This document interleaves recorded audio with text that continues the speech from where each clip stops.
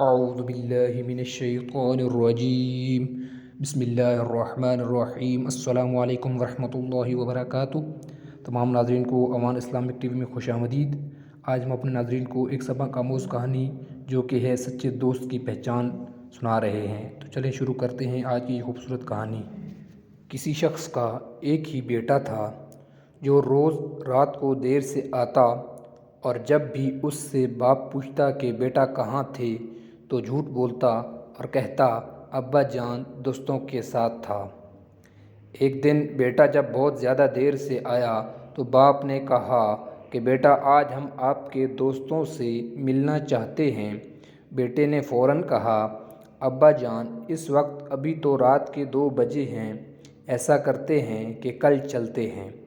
بیٹے نے بات کو ٹالنے کی بہت کوشش کی لیکن باپ پر ضد تھا کہ نہیں ابھی اور اسی وقت چلتے ہیں، آپ کے دوستوں کا تو پتہ چلے۔ بالآخر دونوں باپ بیٹا رات کے 2 بجے اس کے دوست کے گھر پہنچے۔ دروازہ کھٹکھٹایا تو کافی دیر تک کوئی جواب نہ آیا۔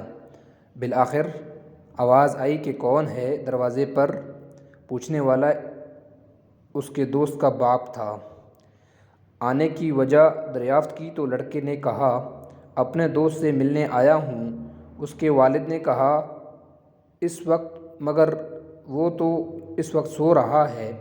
بزرگ نے جواب دیا چچا جان آپ اس کو جگائیے، مجھے اس سے ضروری کام ہے۔ مگر بہت دیر گزرنے کے بعد بھی یہی جواب آیا کہ صبح کو آ جانا، ابھی اسے سونے دو۔ اب تو عزت کا معاملہ تھا۔ لڑکے نے ایمرجنسی اور اہم کام کا حوالہ دیا مگر آنا تو دور کی بات اس نے جھانکنا بھی گوارا نہ کیا۔ باپ نے بیٹے سے کہا کہ چلو اب میرے ایک دوست کے پاس چلتے ہیں جو فلاں گاؤں میں رہتا ہے، جس کا نام خیردین ہے۔ دونوں باپ بیٹا گاؤں کی طرف روانہ ہو گئے۔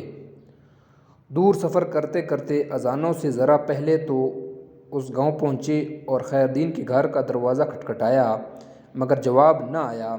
بالآخر اس نے زور سے اپنا نام بتایا کہ میں فلاں ہوں، مگر پھر دروازہ ساکت اور کوئی حرکت نہیں ہوئی۔ اب تو بیٹے کے چہرے پر فاتحانہ مسکراہٹ آ گئی لیکن اسی لمحے لاٹھی کی ٹھک ٹھک سنائی دی اور دروازے کی زنجیر اور کنڈی کھولنے کی آواز آئی۔